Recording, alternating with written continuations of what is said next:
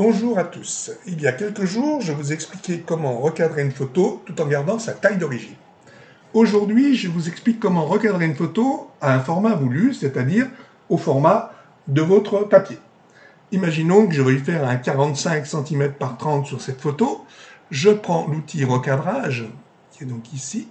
Je rentre ici 45 cm par 30 cm.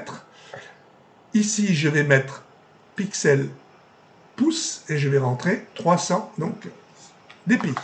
Je vous expliquerai dans un autre tuto à quoi servent 300 dpi. Je vais donc maintenant tirer ma photo, voilà, et là je m'aperçois que je suis bien au format 45 par 30. Je vais valider. Pour être sûr, je vais vérifier, image, redimensionner, taille de l'image. Et je m'aperçois bien ici, vous voyez, taille du document. Document, donc c'est tirage papier. La partie du haut, c'est la taille en pixels pour l'affichage écran, toujours. Taille du document, donc en papier ici, 45 par 30, 300 dpi.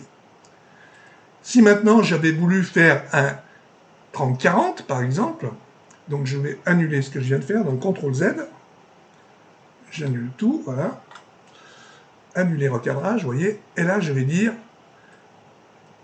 40 par 30. Je vais faire la même opération. Là, on s'aperçoit, vous voyez, que le 40 par 30, il manque 5 cm ici, qui sont coupés, qui disparaissent. Parce que mon format d'appareil photo ne me permet pas de faire du 30-40 d'origine. Tout simplement, voilà comment il faut faire. Maintenant, prenons l'exemple sur une autre photo. Cette photo-là, je vais faire de nouveau l'outil recadrage. Je veux faire un 45 par 30. Donc là, il n'y aura pas de problème, hein. De toute façon, je vais être toute ma photo. Par contre, si je veux recadrer un petit peu en disant je veux être un peu plus près des signes, il suffit de faire ça, comme ça. Je recadre un tout petit peu ici. Je valide ici. Voilà. Et quand je vérifie, image, redimensionner, taille de l'image, je suis bien ici, toujours 45 par 30. C'est-à-dire que j'ai recadré, mais au format 45 par 30. Ça évite d'avoir des surprises, qu'un bout de la photo disparaisse quand vous faites le tirage, que vous apercevez qu'une partie à droite ou à gauche a été tronquée parce que vous n'êtes pas homothétique au format. Voilà, donc pensez toujours à bien regarder ceci. Petite chose aussi, quand vous voulez savoir votre photo, à quel format elle est, quand vous avez reçu par exemple une photo par quelqu'un qui vous l'a envoyée par internet, et vous dites j'aimerais faire un tirage de cette photo, mais jusqu'où je peux aller? Alors on va prendre une formule très simple, je vais aller dans Fichier, Ouvrir, et je vais ouvrir ici une photo. Par exemple, je vais ouvrir une photo qui a été réduite. Je vais vous ouvrir une photo qui a été réduite. Voilà, je vais prendre une photo ici, je ne sais pas, par exemple, tac, ici. Voilà, ce sont des photos qui sont réduites, voilà. Top. Je vais aller dans Images, redimensionner, taille de l'image. Et là, ma photo fait 1440 par 960. Maintenant, aujourd'hui, c'est 1980, on ne fait plus 1440 puisque les écrans sont beaucoup plus grands. Mais elle faisait 1440 par 960.